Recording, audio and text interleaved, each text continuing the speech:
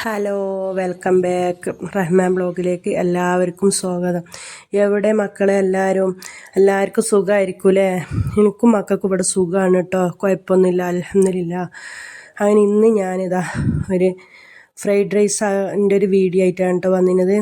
അങ്ങനെ ഞാൻ രാവിലെ എണീച്ച് രാവിലത്തെ കാര്യങ്ങളൊക്കെ കഴിഞ്ഞ് ചായയൊക്കെ വെച്ച് ഫ്ലാസ്കിലൊക്കെ ആക്കിയെല്ലാം വെച്ചിട്ട് എന്ത് ചെയ്ത് അടുപ്പിൻ്റെ അടുത്തേക്ക് കുട്ടികൾക്ക് കൊണ്ടുപോകാനും ആവണം. ഇങ്ങനത്തെയൊക്കെ ആണെങ്കിൽ പിന്നെ തിന്നാനും തന്നെ മതി ചായക്ക് കടിയായിട്ട് കേട്ടോ. അങ്ങനെ ഞാൻ എന്താക്കി അറിയോ, എന്തിനു പറയുക, ബസ്മതി അരിയോ ഈ മന്തിൻ്റെ അരി, അതെന്താക്കി പറഞ്ഞാൽ ഒരു 4 ഗ്ലാസ്, ഇതിന് 4 ഗ്ലാസ് ഒരു കേജാണ് കേട്ടോ. പക്ഷെ 4 ഗ്ലാസ് ഞാൻ ഫുള്ള് എടുത്തിട്ടില്ല, 3.25 ഗ്ലാസ് എടുത്തിട്ടോ. അങ്ങനെ അത് 1 മണിക്കൂർ ഇട്ട് വെക്കണമല്ലോ, അതിപ്പോൾ എല്ലാവർക്കും അറിയുന്നതാണല്ലോ. അങ്ങനെ ഞാൻ എന്താക്കി അത് 3.25 ഗ്ലാസ് അരി എടുത്തിട്ട് ഒരു പാത്രത്തിൽ വെള്ളം ഒഴിച്ചിട്ട് ആദ്യം തന്നെ തന്നിട്ടാണ് ഇനി ബാക്കിയെല്ലാം മുറിക്കാനൊക്കെ നിൽക്കണം കേട്ടോ. അത്ര സമയത്തേക്ക് അതവിടെ പുതിർന്നോട്ടെ.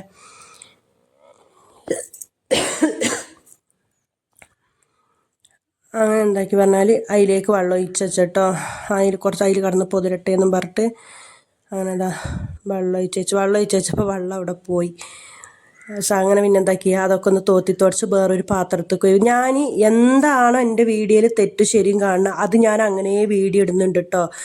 അല്ലാതെ ഞാൻ ഈ വീഡിയോയിലിപ്പോൾ എൻ്റെ അടുത്ത് എന്തെങ്കിലും ഒരു പയവ് പറ്റിയിട്ടുണ്ട് വെച്ചിട്ട് അത് വീഡിയോ ഒന്ന് ഞാൻ സ്കിപ്പ് ചെയ്യുക, അങ്ങനെയൊന്നും ഞാൻ ചെയ്യലില്ല. പിന്നെ വീഡിയോക്ക് വേണ്ടിയിട്ട് നല്ല നല്ല പാത്രം എടുക്കുക അങ്ങനെയൊന്നുമില്ല. ഇവിടെ എൻ്റെ അടുത്ത് എന്താണ് ഇല്ലേനും എടുക്കുന്നുമില്ല, ഇല്ലതും കൊണ്ട് കഴിയുക.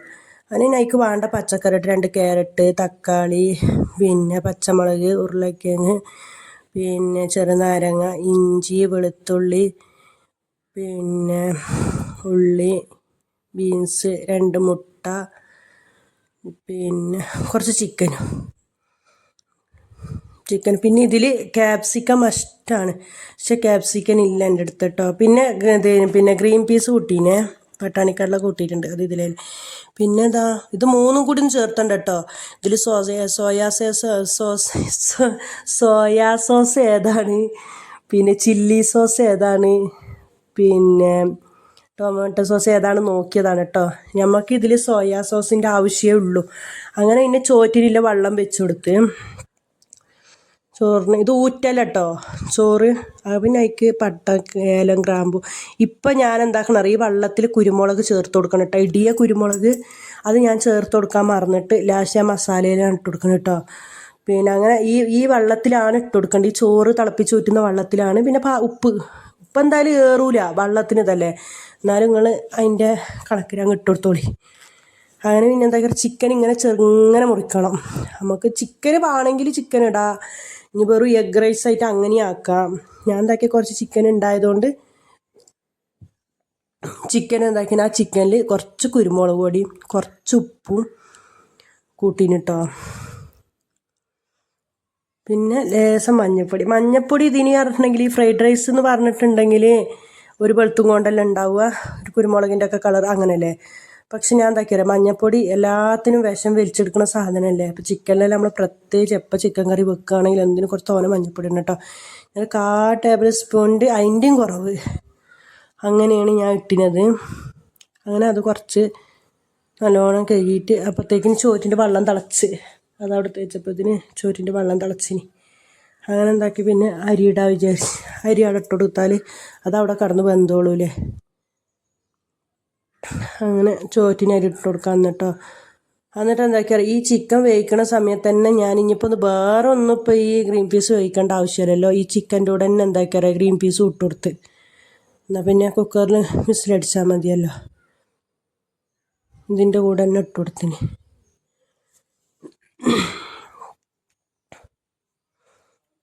പിന്നെ മുട്ട കേട്ടോ, 2 മുട്ട എടുത്തിട്ട്, ഇതിപ്പോൾ നമ്മൾ ചിക്കൻ കൂട്ടുന്നില്ലെങ്കിൽ 2 മുട്ട കൂടി കൂട്ടിയിട്ട് എടുക്കണേ. നിങ്ങളെ ഇഷ്ടം പോലെ നിങ്ങളുടെ അടുത്ത് സാധനത്തിനനുസരിച്ചിട്ട്. ഇവനാണ് നമ്മളെ താരം ഫ്രൈഡ് റൈസിൽ, എന്തൊരു കുരുമുളക് പൊടി. എല്ലാത്തിലും ഉപ്പും നിങ്ങൾ ഇടുമ്പോൾ ശ്രദ്ധിക്കണം കേട്ടോ, എല്ലാത്തിലും ഇച്ചിരി നമ്മൾ ഇടുന്നുണ്ടല്ലോ. അപ്പോൾ ലാസ്റ്റിക്ക് ഒന്നിനും കൂടി പോകരുത്, അതിന് കണക്കായിട്ട് ലേസിച്ചിട്ട് കൊടുക്കണം. ഒന്നിലും ഉപ്പ് കൂടിപ്പോകാതെ, എന്താ നമ്മളെല്ലാത്തിലും അപ്പം ഇട്ട് കൊടുത്താലല്ലോ അതിൻ്റെ ഇതിലൊക്കെ പിടിക്കുക. അതുകൊണ്ട് മുട്ട പൊരിക്കുമ്പോഴായാലും ചോറിന് എപ്പോഴും എല്ലാത്തിലും കുറച്ചീച്ചിടുക.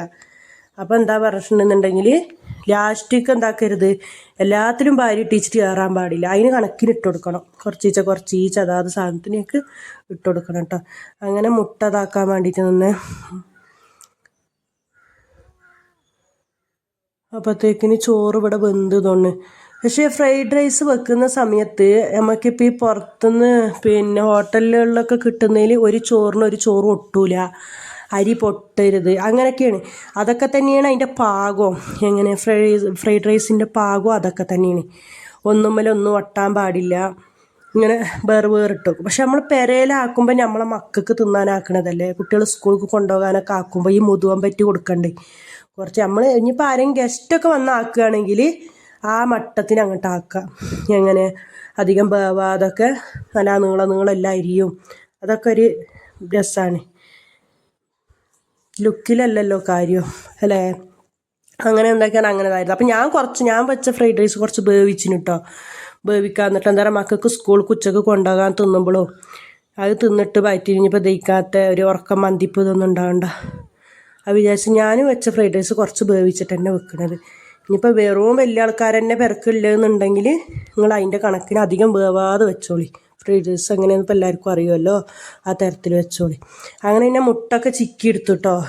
മുട്ട ചിക്കി എടുത്തിട്ട് അതൊരു പാത്രത്തിലാക്കി വെച്ച് ആ ചട്ടിക്ക് തന്നെ കുറച്ച് എണ്ണ ഒഴിക്കിയത് നമ്മളെ മസാലക്കില്ലതാ.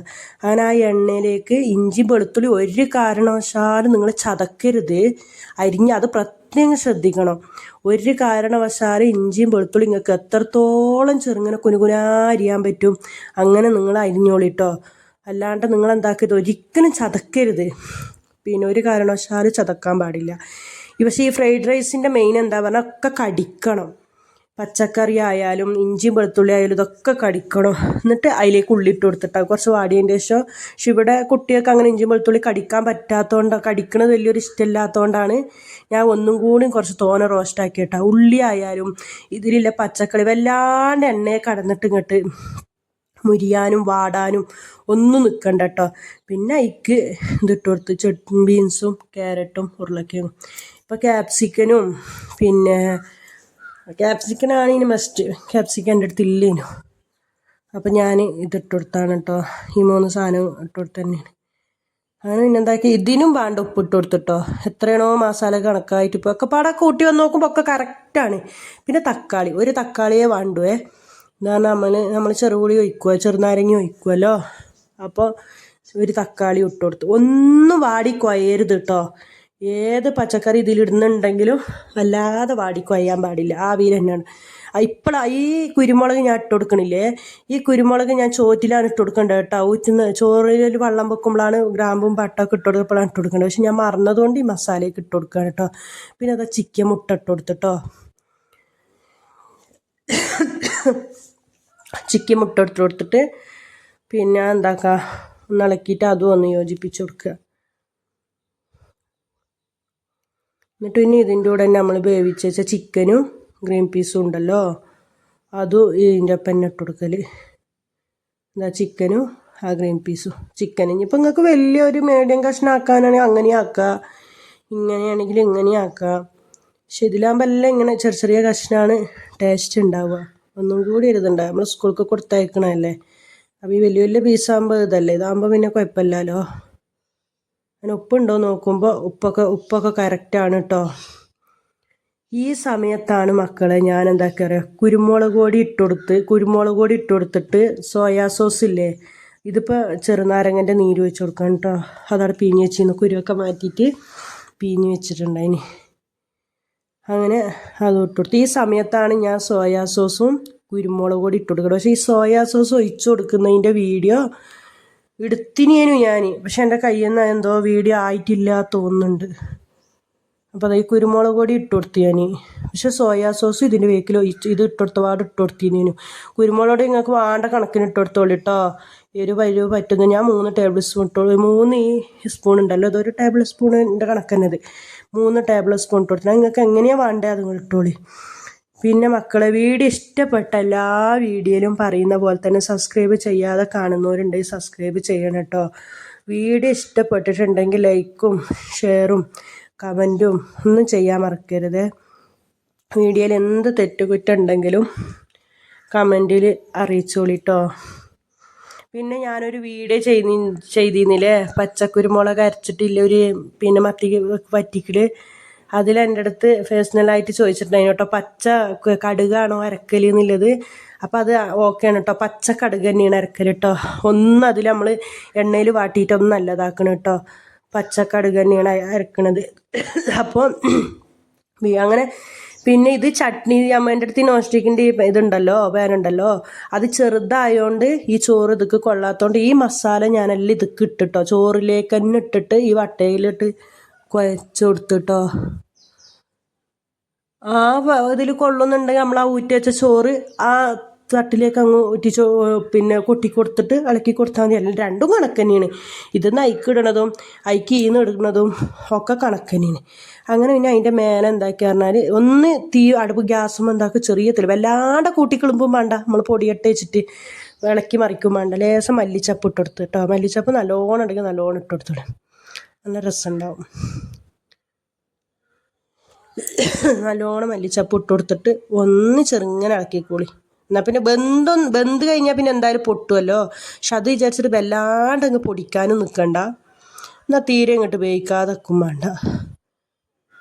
എന്നാൽ ഇന്നത്തെ വീഡിയോ ഇത്രയാണ് കേട്ടോ. അങ്ങനെ കുറച്ച് നേരം അവിടെ ദമ്മിന് കിടക്കട്ടെ. ഒന്ന് ആ മസാലയും ആ പച്ചക്കറിയും ആ ചോറ്റിലേക്ക് ഒന്ന് പിടിച്ച് എന്നാൽ പിന്നെ അടുത്ത വീഡിയോ കാണുന്നവരേക്കും എല്ലാവർക്കും അസ്സലാമു അലൈക്കും.